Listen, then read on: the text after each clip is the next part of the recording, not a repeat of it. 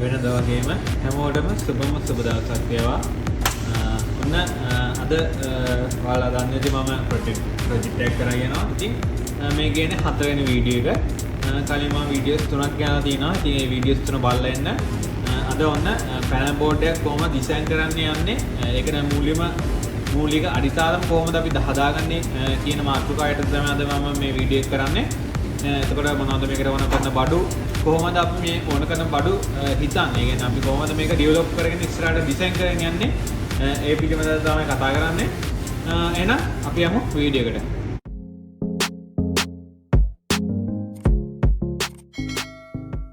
හරි. ඉතින් ඔන්න ගොඩක් කාලයකට පස්සේ තමයි මම ඔයත් එක්ක එකතු වෙන්නේ. මොකද වැඩත් එක්ක වීඩියෝ එක කරගන්නම වෙලාවක් තිබ්බේ නැහැ. ඉතින් අද ගේන්න පුළුවන් වුණා. ඉතින් කලින් කිව්වා වගේ අද යන්නේ අපි මේ පැනල් බෝඩ් එක කොහොමද ඩිසයින් කරගන්නේ අපේ මේ ප්‍රොජෙක්ට් එකට සම්බන්ධව. ඉතින් ඔයාලා දන්නවනේ මොකක්ද මම කරන්න යන්නේ කියලා. කන්න එකක් තියෙන. ඒ කන්න එක මෝටර් එක මගේ තාම දෙනවා. මෙතන තියෙන ද්‍රව්‍යයක් යම්කිසි ද්‍රව්‍යයක් මේ ඉස්සරහට ගමන් කිරීමක් තමයි අපි සිදු කරන්නේ. එතකොට ඒක සෙන්සර් දෙකක් මාර්ගයෙන් ෆුල් ස්වයංක්‍රීයව තමයි මේ සිස්ටම් එක. එහෙම නැත්නම් මේ ප්‍රොජෙක්ට් එක මම කරන්න යන්නේ. ඉතින් මේ දේවල් ගැන මම කලින් කියලා දුන්නා. ඉතින් මේක ගැන දැන් අපි කතා කරොත් මුලින්ම දැන් ඔයාලා දන්නේ මොකද්ද වෙන්නේ කියලා.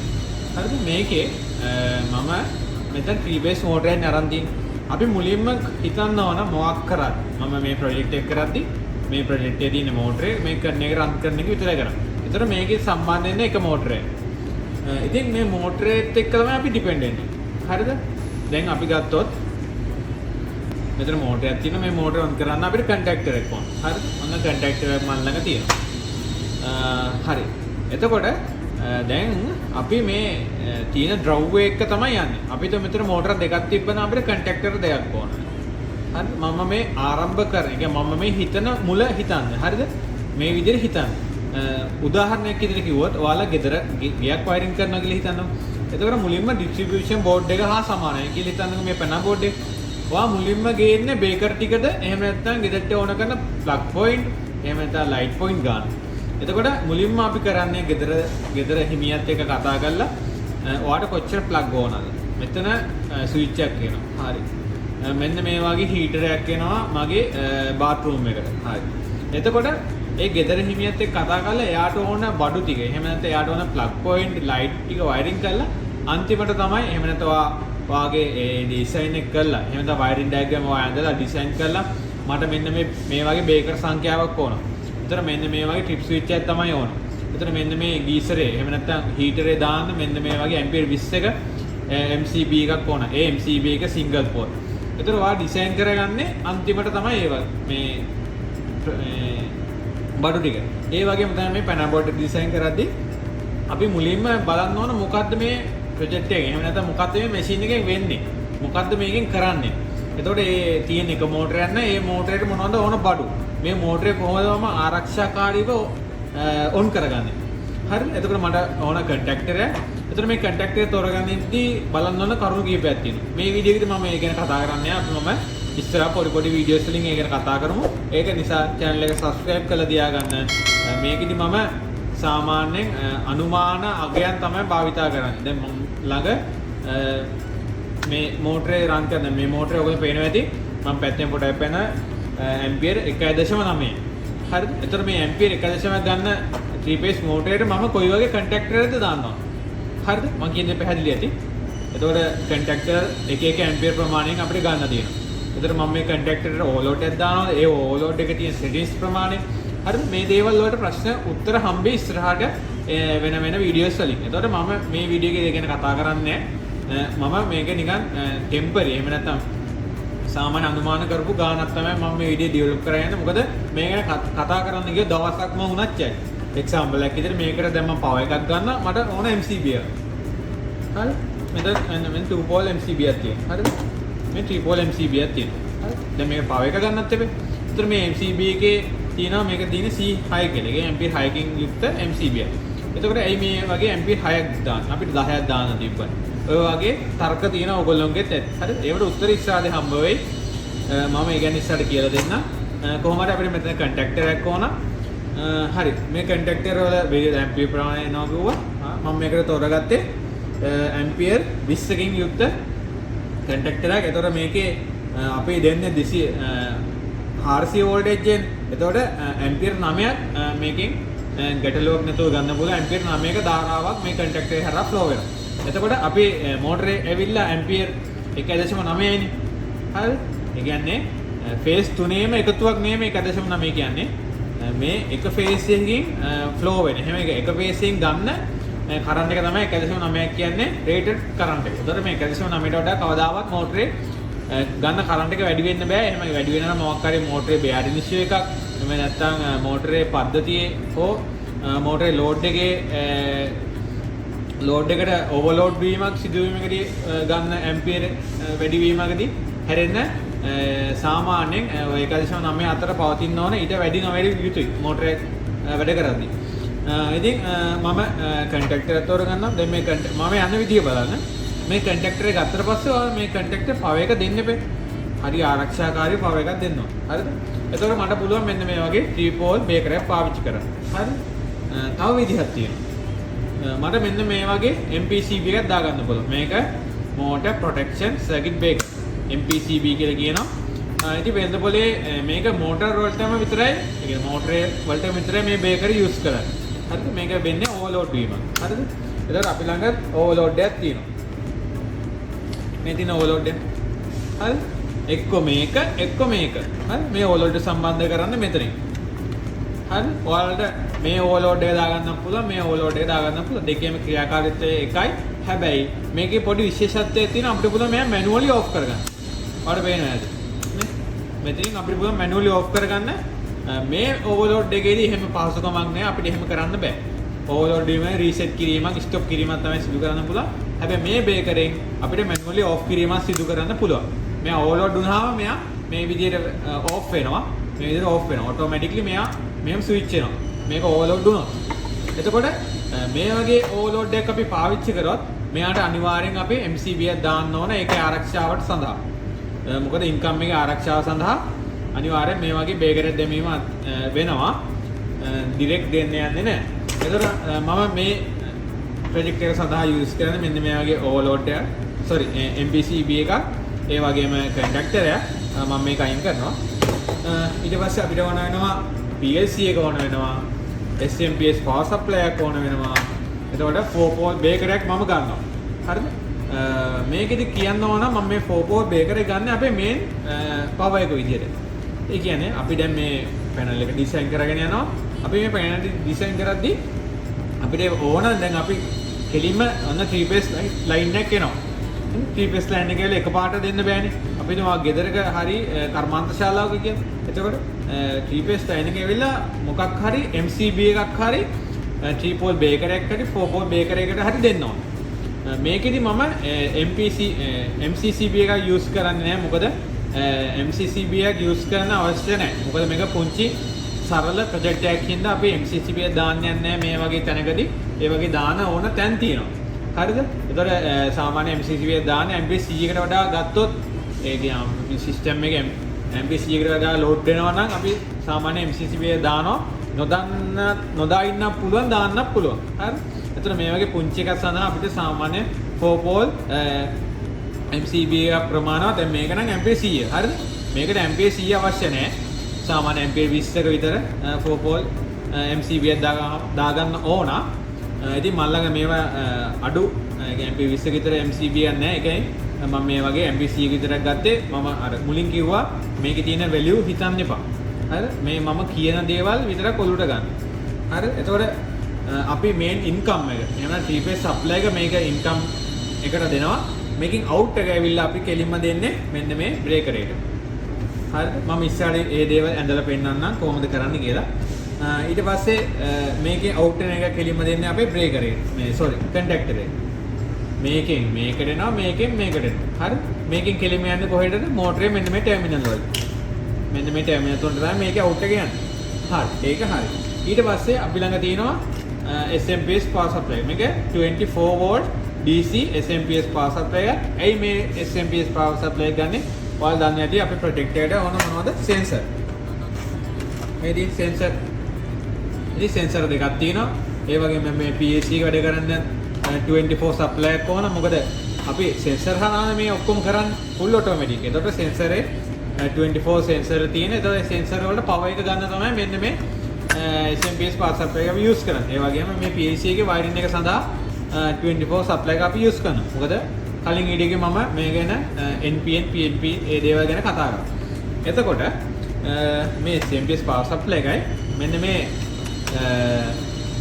Siemens brand එකේ PLC එක ඔන්න එන්නේ 230 voltage එක. ඔයාලට පේන්නේ නැති AC voltage එක line neutral එකේ සඳහන් කරලා තියෙනවා. මෙතන line neutral එකේ සඳහන් කරලා තියෙනවා. හරි. එතකොට දැන් මම කියවනේ මෙතන phase 3යි neutral එකයි in කරනවා. හරිද? එතකොට අපිට මෙතන ඕන single phase එක ගන්න. එතකොට neutral එක තියෙනවා. ඒක මේ phase 3ෙන් කැමති එකක් ගන්න පුළුවන්. එතකොට අපි මේකටත් breaker එකක් දා ගන්න ඕන. මොකද ආරක්ෂාකාරීව අපි මේ පද්ධතිය කරගෙන යන්න එපා. ඒකෙන්ද මම 2 pole breaker එකක් ගන්නවා. ampere 6ක විතර breaker ප්‍රමාණවත්. දැන් මෙතන තියෙන C32. හරි. ඔවා මම කිව්වා value එක හිතන්න එපා. ampere 6ක විතර breaker එකක් දාලා මෙන්න මේ විදිහට අපි wiring එක කරනවා. හරිද? එතකොට මෙතනින් phase දෙකක් අරගෙන phase එකයි neutral එකයි අරගෙන මෙතනට දෙනවා. මෙතනින් out කරනවා කෙලින්ම අපි මෙන්න මේ SMPS power supply එකට. හරිද? ආයි මෙතනින් out කරන මෙන්න මේ අපේ PLC එකට. ඊට ඔය විදිහට තමයි මේකේ wiring එක යන්නේ. ඊට පස්සේ control wiring එකක් එනවා. control wiring එකත් අපිට පුළුවන් තව single pole MCB එකක් දාගන්න. හරිද? මේකේ එහෙම අත්‍යවශ්‍ය නැහැ. සාමාන්‍යයෙන් අපේ පද්ධතිය එහෙම නැත්නම් අපේ project එකේ ලොකු වෙන්න අපිට පුළුවන් මේවා ඔක්කොම කඩ යන්න. example එකේ ඔයගොල්ලන් ගෙදර distribution board එක වගේ ඔයාලට පුළුවන් මේවා කඩ යන්න. හරි PLC කිහිපයක් යනවා නම් ඔයාලට පුළුවන් PLC set එකට එක single pole breaker එකක් දාන්න. එතකොට 2 pole breaker එකක් දැම්මා 2 pole breaker එකෙන් පස්සේ අපි යනවා single pole breaker එකට. හරි ඒ breaker එකෙන් PLC තියෙනවා නම් PLC set එකටම power එක යන්නේ ඒකෙන්. SMPS තියෙනවා නම් ඒ SMPS set එකටම power එක යන්නේ එක breaker එකකින්. හරි control wiring එක. එහෙම නැත්නම් මෙන්න මේ control wiring එක කියන්නේ මේකේ A1 A2 තියෙනවා. මේක 230 volt contactor එක. එතකොට ඒ contactor ටික relay ටික අල්ලන්න වෙනම single pole breaker එකක් දානවා. හරිද? ඊට පස්සේ තව solenoid එහෙම තියෙනවා, coil එහෙම තියෙනවා, අපි machine වල එහෙම තියෙනවා. දැන් මේක නෑ. මම උදාහරණයක් කිව්වේ. එතකොට ඒවට වෙනම breaker දැම්මම මෙහෙම දාගත්තාම තියෙන ප්‍රතිලාභය තමයි. එහෙනම් නැත්නම් වාසිය තමයි අපි හිතන්නකෝ අපේ control line එකේ හරි මේ SMPS power supply එක හරි මොන හරි issue එකක් වෙලා මොන හරි short එකක් වුණා. එතකොට මෙන්න මේ 2 pole breaker එක යන්න කලින් අර තියෙන single pole breaker එක trip වෙනවා. එතකොට අපිට ලේසියෙන් ඒ trouble shoot එකක් උනත් කරගන්න පුළුවන්. ඒකයි මේ විදිහට තනියෙන් දාන්නේ කොටස් කරලා දාන්නේ breaker දාලා. දැන් මට පුළුවන්කම තිබ්බා ඇත්තටම කිව්වොත් මෙන්න මේ දෙකම අයින් කළා. හරිද? මෙන්න මේ 4 pole breaker එක විතරක් අරගෙන මෙන්න මේ TPS line එක මෙන්න මේ breaker contactor එක දෙන්න තිබ්බා. හරිද? එහෙම දුන්නා නම් අපි හිතමු මොන හරි වෙලා. හරිද? මොන හරි වෙලා මෝටරේ මොකක් හරි ෂෝට් එකක් වෙලා ගියොත් මේ බ්‍රේකර් එක ඇත්තටම කිව්වොත් මේ බ්‍රේකර් එක ට්‍රිප් වෙන්න කලින්ම මේ මෝටරේ ගිනි අරගෙන ලොකු විනාශයක් වෙන්න පුළුවන්. එහෙම නැත්නම් මේ කන්ටැක්ටරේ උණු වෙලා මේ තියෙන ඩිවයිස් වලට හානි වෙන්න පුළුවන්. එතකොට එහෙම අපි කරන්න යන්නේ නැහැ. අපි පුළුවන් තරම් සේෆ්ටි එක තමයි බලන්නේ. කොහොමද ආරක්ෂාකාරීව මෙන්න මේ මෝටරේ ධාවනය කරගන්නේ කොහොමද අපි? එතකොට ඒවට මොනවද අපිට ඕන කරන්නේ? එතකොට මම ඕල්රෙඩි කිව්වා මෙන්න වගේ MPCB එක යූස් කරන්න පුළුවන්. එහෙම නැත්නම් ඒ අවස්ථාව අනුව හරිද? මෙන්න මේ වගේ ඕවර්ලෝඩ් එකක් යූස් කරන්න පුළුවන්. ඉතින් මේකෙත් වෙන්නේ ඕවර්ලෝඩ් සිද්ධියම තමයි.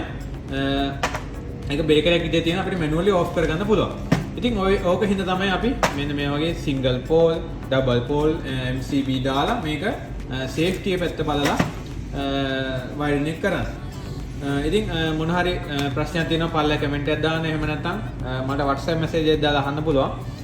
ඊට පස්සේ අපිට 24 රිලේ එකක් ඕන. හරිද? දැන් මේ ඕකට මඤ්ඤං වගේ ඇති. මොකද්ද මේ රිලේ එකයි මේ රිලේ දාන්න. ඊට පස්සේ ටර්මිනල් ඕන. මම ඒවා ගැන කතා කරන්න ඉස්සරහට. ඉතින් ඔන්න ඔය බඩු ටික අපිට ඕන. හරිද? ටර්මිනල් ඕන වෙන්නේ ඇයි අපිට? සෙන්සර් එනවා. හරිද? ඊට පස්සේ මෝටරේ අවුට්පුට් එක යනවා. ඉතින් මේ දේවල් අපි ලස්සනට කරගන්න එපා. ඉතින් ඕවා හින්දා තමයි මෙන්න මේ වගේ බඩු ටික තමයි ඕන. ඉතින් අන්තිමට අපිට ඕන වෙනවා මෙන්න මේ පැනල් එක ඩිසයින් කරගන්න මෙන්න මේ වගේ ඩක් කේසින් එක. මොකද මෙන්න මේ වගේ කේසින් එක මෙන්න මේ විදිහට පැත්තෙන් මෙන්න මේක වටේට ඇඳෙනවා. හරිද? දැන් මේ දේවල් ඇත්තටම කිව්වොත් කවුරුත් ඕනේ කියලා දෙන්නේ නැහැ. මේ ප්‍රොජෙක්ට් එක මගේ ඒ කියන්නේ සරල භාෂාවෙන් මම ඕගොල්ලන්ට කියලා දෙනවා. මොකද මේ වගේ දෙයක් සාමාන්‍යයෙන් ඩිසයින් කරද්දී ප්ලෑන් එක අඳින්න එක්කෙනෙක්. හරිද? වයරින් එක කරන්නේ එක්කෙනෙක්. ෆිටින් කරන්නේ තව එක්කෙනෙක්. ඊට පස්සේ ගිහිල්ලා ඉන්ෂුර් කරන්නේ තව එක්කෙනෙක්. එතකොට එක එක බුද්ධිමත්තන් වල කට්ටිය තමයි ඉන්නේ. හරිද? ඉතින් ඔයාලා මේ දේවල් සාමාන්‍යයෙන් මෙහෙමයි වෙන්නේ කියලා විතරක් ඔලුවට දාගන්න. දැන් මේ වගේ වයරින් එකකදී දැන් මේ වගේ ඩග් කේසින් එනවා. තව මේක එනවා ලග් එහෙම එනවා. ඒක ලග් කියන්නේ වයර් එකේ මම පෙන්නන්නම් ලග් එක. මේ තියෙන ලග් එක සයිස් එක වයර් වලට එන ලග් ටිකක් තමයි මේ තියෙන්නේ. හරිද?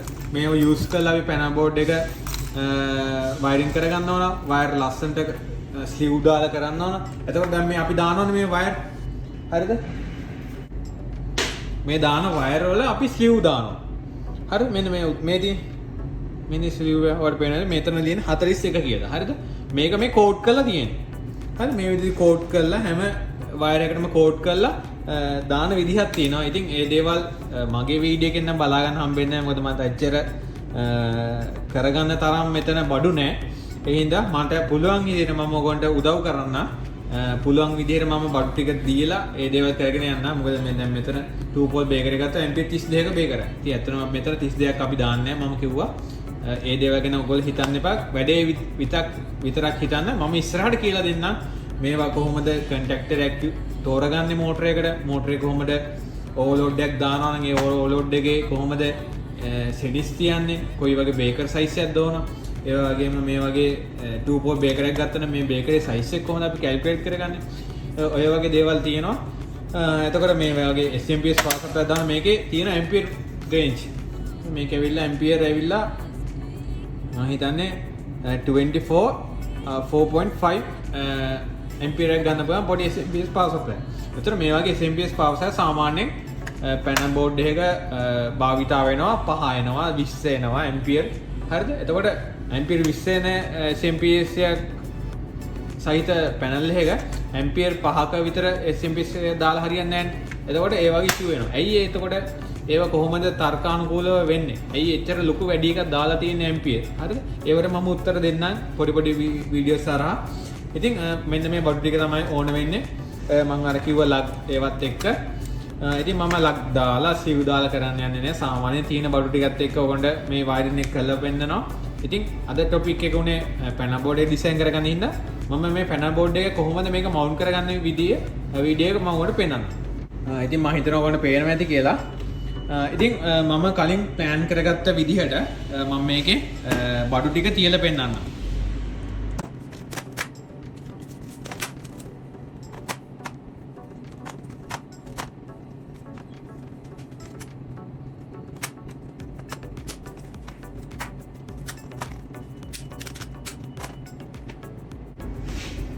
හරි. ඉතින් ඔන්න මම මෙන්න මේ විදිහට තමයි අපේ පැනල් බෝඩ් එක මම ඩිසයින් කරගන්නේ. හරි. දැන් උඹට ප්‍රශ්නයක් තියෙයි මම ඇයි මේවා මෙතනින් තිබ්බේ. හොඳට අහගන්න මම කියන දේ කවදාවත් නීතියක් කියලා එකක් නැහැ. මේක මෙහෙම කරන්න ඕන මෙහෙම කරන්න ඕන කියලා. සාමාන්‍යයෙන් පවර් පැත්ත පොඩ්ඩක් ලං කරගන්න බලන්න. එක්සැම්පල් එකක් විදිහට මම පෙන්නන්නම්. දැන් මට පුළුවන් මේ බේකරේ මෙතනට ගේන්න.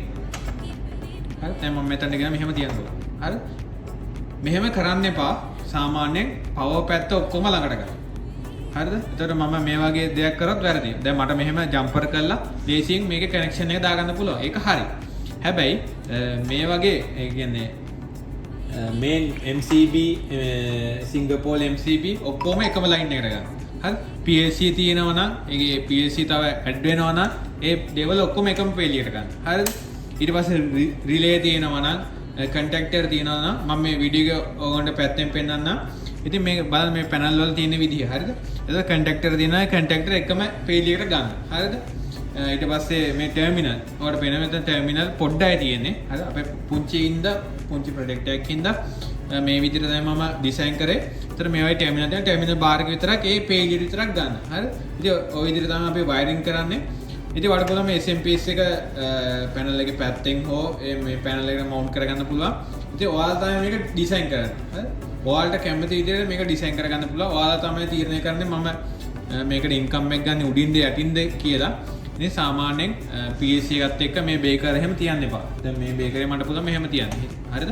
එතකොට මේ වගේ equipment ඒ කියන්නේ මේ වගේ device එක මේ දේවල් එච්චර compare කරගන්න යන්න එපා, ලං කරගන්න යන්න එපා.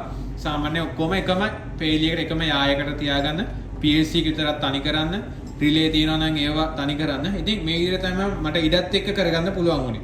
හරිද? ඔයාලට පුළුවන් නම් මේ බේකර් ටික ඔයාලට පුළුවන් මේ පල්ලෙහා ගෙනල්ලා තියන්න. හරිද? මේ PLC එකයි sorry මේ SMPS power supply එකයි මේ terminal මේ ඔක්කොම පුළුවන් අපිට උඩ යවන්න. හරිද? සාමාන්‍ය මේ terminal bar එකක් එන්නේ සාමාන්‍ය panel එක යටින්. මොකද මේ අපේ motor income එක ඊට පස්සේ sensor වල income එක මොනවාරි push button එහෙම තියෙනවා මේ push button එකේ income එක solenoid එහෙම දිනනවා නම් ඒවයි out ඒවා ඔක්කොම මේ terminal bar එකට තමයි සම්බන්ධ කරන්නේ. ඒතර panel එකේ යටම පෙළිය එහෙම නැත්නම් යටම bar එකේ තියෙනවා නම් ගොඩක් හොඳයි අපිට wiring එක කරගන්න installation install කරද්දිත් හරිය ලේසි. ඉතින් ওই විදිහට තමයි මම මේක ඩිසයින් කරේ. හරිද? ඔයාලා මොන හරි දෙයක් කරගෙන යනවා නම් ඔයාලට පුළුවන් මේවා වෙනස් කම් කරලා සාමාන්‍ය ලස්සන විදිහට එන විදිහට බලලා වයර් අඩුවෙන් යන විදිහට සාමාන්‍යයෙන් දැන් මේ PLC එක මෙතන තියෙනවා නම් මේ PLC දැන් මෙතන මම මැදට කරලා තියෙන්නේ. හරිද? තව පැනල් එකක් තියෙනවා නම් කවුරු හරි මේක වෙන කොහේ හරි ඉන්ස්ටෝල් කරන්න පුළුවන්. හරිද? දැන් එන විදිහ අනුව තමයි. හරිද? අපේ ඔළුවේ තියෙන අපේ කරන දේ අපේ ප්‍රොජෙක්ට් එක අනුව තමයි. එතකොට දැන් මට පුළුවන් මේ කන්ටැක්ටරේ මෙතනට ගෙනියන්න. දැන් මම කියවනේ වයර් අඩුවෙන් යනවා කියලා. ඒතර මේ කන්ටැක්ටරේ මෙතනට ගියා නම් මේ කන්ටැක්ටරේ ඉන්කම් එක මෙහෙම වටෙන් ගිහිල්ලා මෙතනට දෙන්න පුළුවන්. හැබැයි ඔයාලා තව දෙයක් හිතන්න ඕන. ඔයාලා මේ මෝටරේ වයර් තුන අමුණද්දි මේ වයර් තුන එන්න ඕන මෙතනට. ඒතර කන්ටැක්ටරේ උඩ තිබ්බනම් මේ වයර් ASCII හරහා එහෙම යනවා. හරි? එන්න තේරුමක් නෑ. ඔයාලා පුළුවන් තරම් සරලව හිතන්න. එතකොට දැන් මට පුළුවන් ආයි ගත්තොත් මේ රිලේ එක යවන්න පුළුවන් මේ PLC ගාවට. හරිද? ඒත් තේරුමක් නෑ. මේකේ ඔක්සිලරි පොයින්ට් එන්නේ ආයි මේ ඒ කියන්නේ මේ රිලේ එක ඇල්ලුවොත් තමයි මේ කන්ටැක්ටර් එක වෙන්නේ. මොකද මම ඩිරෙක්ට් මෙන්න මේ PLC එක ඩිරෙක්ට් අල්ලන්නේ නැහැ කන්ටැක්ටරේ. PLC එකෙන් හැමතිස්සෙම අවුට්පුට් යන්නේ රිලේ වලට. හරි? රිලේ වල normally open normally close point හරහා තමයි මේ කන්ටැක්ටර්ස් ඒ දේවල් අපි on off කරගන්නේ. ඉතින් ඒ දේවල් හිතන්න ඕන සාමාන්‍යයෙන් අපි කන්ට්‍රෝල් පැත්ත කෙසේ වෙතත් පවර් පැත්තේ වයර් අඩුවෙන් ඒ කියන්නේ පවර් පැත්තට යන වයර් ටික පොඩ්ඩක් අඩුවෙන් දාගන්න තමයි අපි කල්පනා කරලා පැනල් බෝඩ් එක ඩිසයින් කරන්නේ. ඉතින් මේ දේවල් කවුරුත් ඔයගොල්ලන්ට කියලා දෙන්නේ නැහැ. ඒ හින්දා මගින් විතරයි අහගන්න පුළුවන්. ඉතින් අන්තිමට මෙන්න මේ විදිහට අපිට පුළුවන් මෙන්න මේ ඩක්ට් කේසින් එක මේකේ වටේට මෙහෙම ඉන්ස්ටෝල් කරගන්න. ඉතින් මේ විදිහට තමයි මේ පැනල් බෝඩ් එක අපි ඩිසයින් කරගත්තේ. හරිද? ඔයාලා වුණත් මේ හා සමාන වෙන්න පුළුවන්. මීට හර වෙනස් වෙන්න පුළුවන්. මම අර කියපු දේවල් මතක තියාගන්න. හරිද? උදාහරණයක් විදිහට මම කිව්වේ වයරින් එක ගෙදරක වයරින් එක කරද්දී මුලින්ම බලන්න අපි බේකර් ටිකයි ට්‍රිප් ස්විච් එක නෙවෙයි. ප්ලග් කීයක් එනවද? ලයිට් කීයක් එනවද? ඒතකොට ඒ ලයිට් කීයට ඕන කරන බේකර් ටික තමයි අපි ගේන්නේ. ඒ වගේ තමයි මොකක් හරි මැෂින් එකක් ඩිසයින් කරද්දී මොනවද මේ මැෂින් එකේ තියෙන්නේ? මොනවද මෝටර කීයක් තියෙනවද? එතකොට මොන හරි පම්ප් එක වතුර මෝටර තියෙනවද? එතකොට මේ වතුර මෝටරය ඔන් කරන්න ඕන කොහොමද? හරි? ඒ දේවල් ඔක්කොම කරන්නේ මේ මැෂින් එක තියෙන දේවල් එක. හරි? මැෂින් එකට මෝටර දෙකක් තියෙනවනම් අපිට ඕන කන්ටැක්ටර් දෙකක්. හරි? කන්ටැක්ටර් දෙකක් ඕන MPCB දෙකක් ඕන. හරි. ඒ විදිහට ලිස්ට් එක ලියාගෙන යනවා. හරිද? ඊට පස්සේ මෝටරේ තියෙන ඇම්පියර් ගාන කීයද? හරි. ඇම්පියර් 1.9. හරි. ඇම්පියර් 1.9ට ඕන මෙන්න මේ වගේ කන්ටැක්ටර් එක. එතකොට ඒකට MPCB එකක් දානවා මේ වගේ ඕලෝඩ් වෙන්න ඕන සෙටිස් එක හදා ගන්න ඕන. හරි. එතකොට මේ ඔක්කොම අරගෙන මම මේකට MCCB එකක් දානවා. එහෙම නැත්නම් 4 pole MCB එකක් දානවා. නැත්නම් 3 pole MCB එකක් දානවාද කියලා වා තමයි අන්තිම තීරණය කරන්නේ. ඉතින් ඊට පස්සේ මේකේ ප්‍රොජෙක්ට් එක ලොකුයි නා. ඒ කියන්නේ ගොඩක් ලොකුවට ඩිවයිස් තියෙනවනේ කන්ටැක්ටර් 10 15 20 වගේ තියෙනවා නම් ඒවා කොහොමද සිංගල් පෝල් බේකර් දාලා ඒව කඩා ගන්න ඕන. කන්ටැක්ටර් එහෙම නැත්නම් කන්ට්‍රෝල් ලයින් එක වෙනම, රිලේ ලයින් එක වෙනම, රිලේ වලට පවර් එක වෙනම, කන්ටැක්ටර් පවර් එක වෙනම, සොලිනොයිඩ් තියෙනවා ඒ සොලිනොයිඩ් පවර් එක වෙනම. මේකේ PLC එක තියෙනවනේ PLC එකට වෙනම බේකර් එකක් දාලා, ඉන්ඩිකේටර් ලයිට් තියෙනවනේ ඉන්ඩිකේටර් ලයිට් වලට වෙනම ෆියුස් එකක් දාලා හරි බේකර් එකක් දාලා හරි ඒ විදිහට වෙන වෙනම කොටස් වශයෙන් කරගන්න ඕන. හරිද? කම්පියුටරෙන් ඩිසයින් කරනවා නම් මේ වගේ ඔක්කොම වයර් කෝඩ් කරන්න ඕන. ස්ලීව් දාන්න ඕන, ලග් ගහන්න ඕන, ඒ වගේම ඩයග්‍රෑම් අඳින්න ඕන. ඔයගේ ගොඩාක් දේවල් තියෙනවා මේකෙත් කතා කරන්න. ඒ වගේම ඒවට කතා කරන්න එක දැන් ඇත්තටම මේ වීඩියෝ එක දවසක් මදි ඇත්තටම කිව්වොත්. හරිද? එහෙනම් මම පුංචිට සාමාන්‍යයෙන් කෙනෙක්ට මුකුත්ම දන්නේ නැති කෙනෙක්ට තේරුම් කරන් තමයි මම මේ වීඩියෝ එක ගෙනාවේ. ඇඩ්වාන්ස් දේවල් මල් ළඟ නැහැ. හරිද? මම එහෙම කියලා දෙන්නෙත් නැහැ. ඉස්සරහට පුංචි වීඩියෝස් ඇටේ මම අර කලින් කිව්වා වගේ මේකේ කොහොමද හොයාගන්නේ කන්ටැක්ට් සයිස් ඒ දේවල් ඊළඟ වීඩියෝ එකෙන් දැන් මම මේක මවුන්ට් කරලා කොහොමද වයර් එන විදිහ ඩිස්කස් කරන්නම්. හරිද? ආයි පාරක් ඔලුවට එයි කියලා හිතනවා. මේකේ ඉන්ස්ටෝල් කරන විදිහ මම ඔයගොල්ලන්ට ආයි තව වීඩියෝ එකකින් ගේන්නම්. ඊට පස්සේ හිමීට අපි වයරින් එක කරගෙන අන්තිමට මේ කන්න එක අපි රන් කරලා බලමු.